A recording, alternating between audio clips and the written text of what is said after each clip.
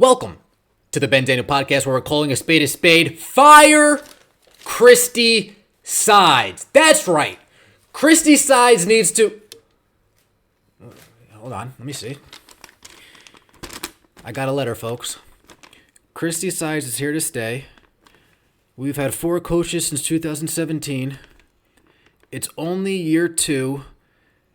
Ben, get over it. Go fuck yourself. Yours truly, Lin Dunn. Okay, folks, I guess we're stuck. I guess we're stuck with Chrissy Sides. Lin Dunn gave a great interview to the Indianapolis Star where she highlighted that Chrissy Sides is here to stay. Chrissy Sides is here for at least next year, if not the year after that. Last year, she took over a 5-win team. And then they drafted Aaliyah Boston, and then they turned into a 13-win team. This year, they hit the lottery. Literally, the lottery. In terms of draft picks, in terms of draw, in terms of ticket sales, in terms of jersey sales. This year, they end up drafting Caitlin Clark, and already they have 13 wins this year. Now, I know, Ben. I know. Ben! Every time you're screaming, fire Chrissy Sides, get her out of here. Folks, I'm not changing up. But if Lin Dunn's going to continue to tell me Chrissy Sides is here to stay, well, what do you want me to do? I'm not the general manager. All I can do is come here after the games and say, Christy, I don't like what you did right there. Christy, why are you digging into your substitution packages? Christy, why did you call a timeout? Christy, why did you let Skylar Diggins put her hands on you? That's all. That's all I can come here and do.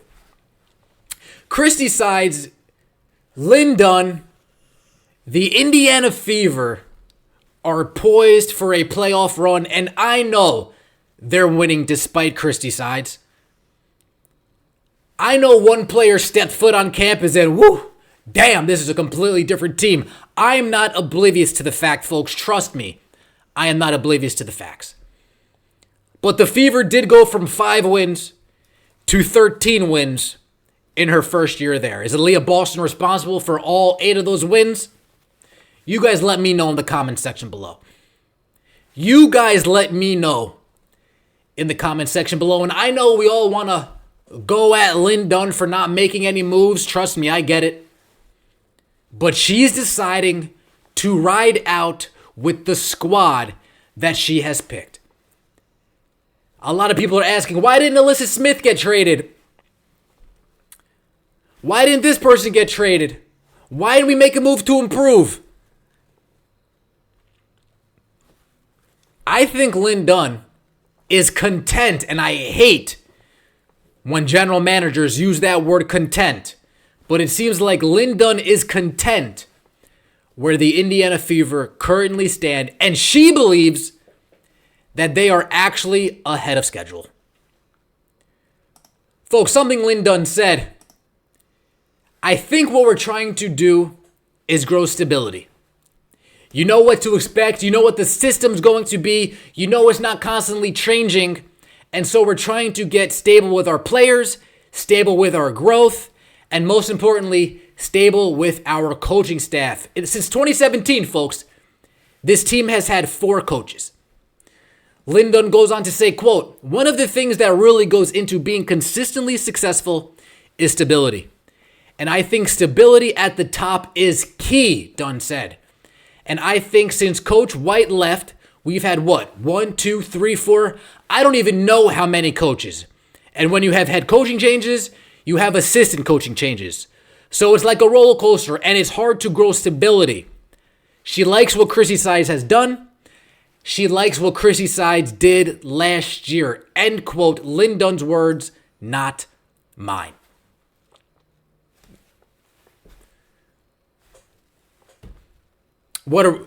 Folks, do we want a 5th coach, a 6th coach, a 7th coach? Or does Lin Dunn have a point? Some stability might help. Especially when you have a young team. You don't want to bring in this coach, they get a new voice to listen to. You don't want to bring in that coaching staff, they have another new voice to listen to. As long as Chrissy sides continues to improve year over year in the win column, and as long as Chrissy sides says, hands off on the offense, Caitlin Clark, do your own thing, and as long as Chrissy sides continues to turn around that defense anchored by Aaliyah Boston, Lexi Hull, and Temi Fegbenle coming back from injury, then folks, she's going to have a job as the head coach of the Indiana Fever. If they continue to make the playoffs, they're going to need to run into a consistent wall before Lin Dunn maybe makes some changes. It seems like they might have actually had that conversation Lin Dunn alluded to, because it's no surprise that after the first 15, 16 games, the last 10, 12 games heading into the All-Star break, and these last 2 games post the Olympic break, it's no surprise that this Indiana Fever offense has looked 180 from when they looked in the beginning of the season. The ball's in Caitlin Clark's hands a lot more. She's making a lot more decisions. She's able to push the pace more.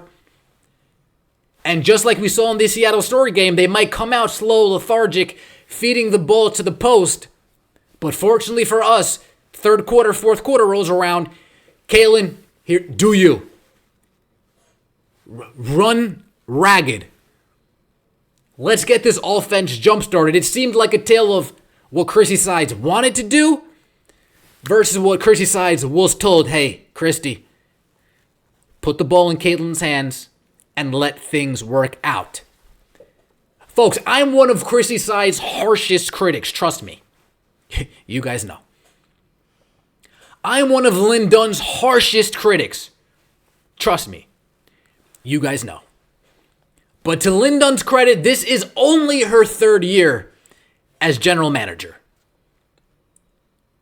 Her first year as general manager, her 2 top picks, Nalissa Smith and Lexi Hull. And they are still on this team.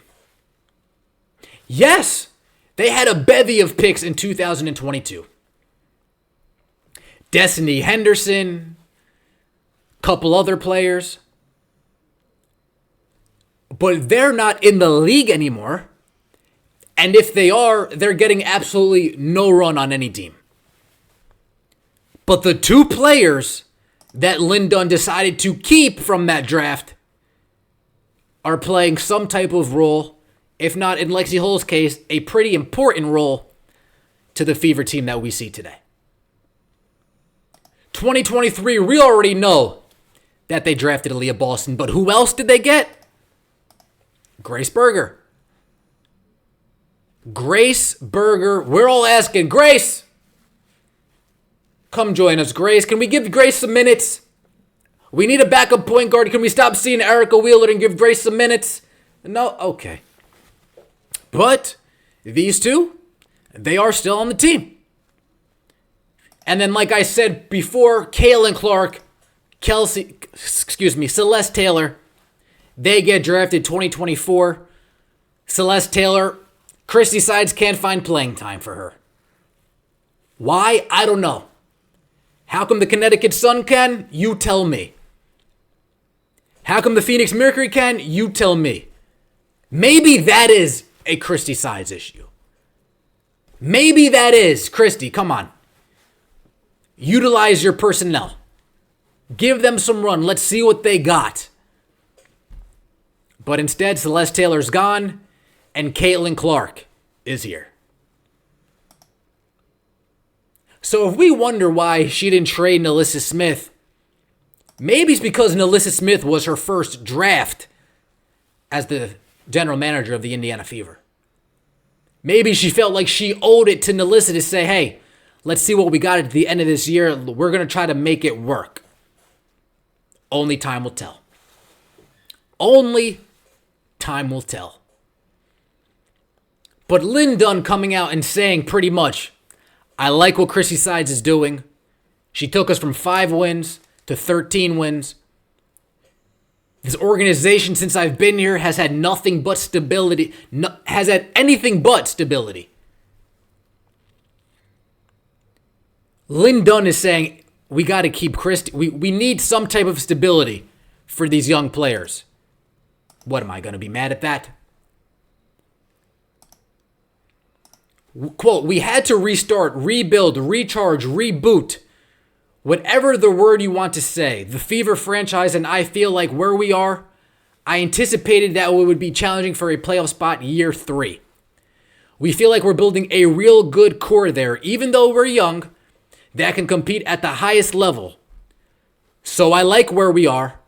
I would say we're a little bit ahead of schedule. Lin Dunn thinks they're ahead of schedule thanks to Caitlin Clark. Folks, don't get me wrong. I'm not naive to the fact that this team is winning despite Christie Sigh's coaching decisions. I am well aware that 99.9% has to do with Caitlin. I'm going to get out of your way. Just do your thing. But they did make an improvement last year. And is Aaliyah Boston responsible for the increase in wins from last year? Again, you guys need to tell me. You guys need to tell me. Chrissy Sides was actually asked about this team compared to last year's team. She gave an answer. She analyzed on it. She went in detail about it. Let's hear what Chrissy Sides had to say. That's 13 wins, which is the same number as last year's team. Can you even compare where this team was last year at this time compared to where they are now? Yeah, one of my assistants was like, Coach, it took us 40 games to get 13. That was what he said. And, just feels really good. So proud of our team. I'm so proud of our team. Golly, just the crowd, it just sounded amazing out there. Get this win. I mean, these guys, they put in the work. They keep putting in the work. They keep showing up and just getting better, growing as a team. Now, Lin Dunn was responsible for some of those draft picks. But make no mistake, Caitlin Clark fell into her lap by chance. Caitlin Clark fell into Chrissy Sides' lap by chance. Do I still want to see a new coach come in with more of an offensive mind? I do.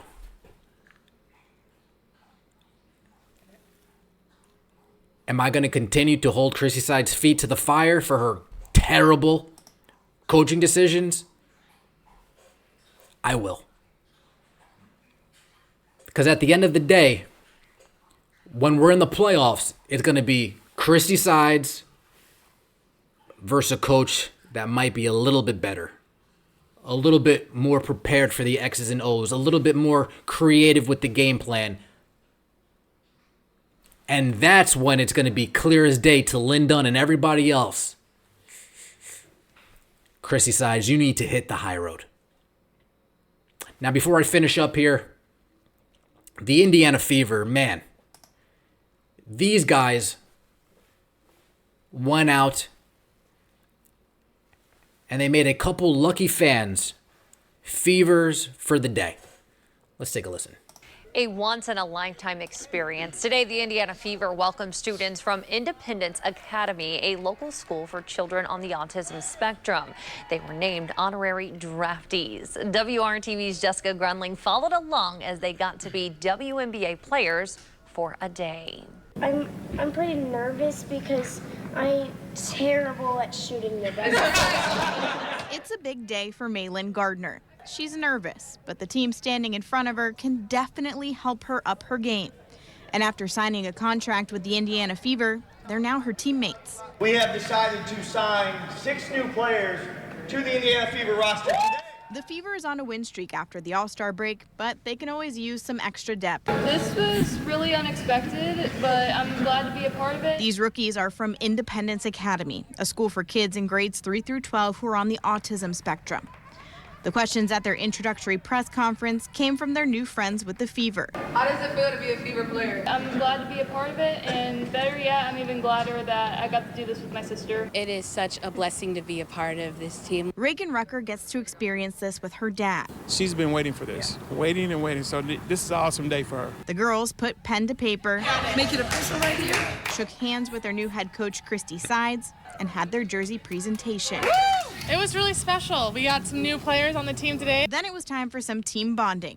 A shopping spree at the Fever team store. I might have to do that too. I like Freddie. Reagan picking out a matching shirt with Fever guard Caitlin Clark. Freddie t-shirt. Yeah, Freddie t-shirt. And I have a water bottle. And the basketball. But her favorite moment, It would have to be when we got to meet the basketball players and when the coach was signing the paper, like when she was doing the signing on the paper, like I just said, oh my gosh, like this is such an amazing and glorious blessing to do this. and it's the memories made and the smiles on their faces that puts it all in perspective.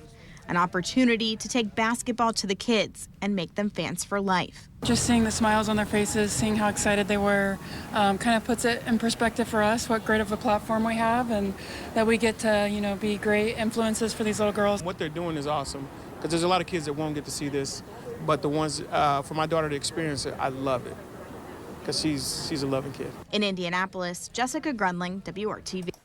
And there it is, folks. Too often we harp on things that are irrelevant, right? We're fans, but that's irrelevant, right? How do these players make an impact on generations coming up? How do they make an impact on kids' lives who might not be as fortunate as others? Things like that tend to get swept under the rug a little bit too often. And shout out to Yankee over there hitting me up on Twitter, sending me this. Folks, if you guys see something that the Indiana Fever are doing outside, I know they visited the hospitals. I know they're at the state park. If you see some things that they do with their community and you want me to speak on it, please feel free. Reach out to me on Twitter. Send me a clip, and I'll put it at the end of these videos because we need to speak about the good. As much as we want to attack, as much as I love ranting and raving, I love doing this part as well. It's Ben Daniel Podcast where we're calling a spade, Christie.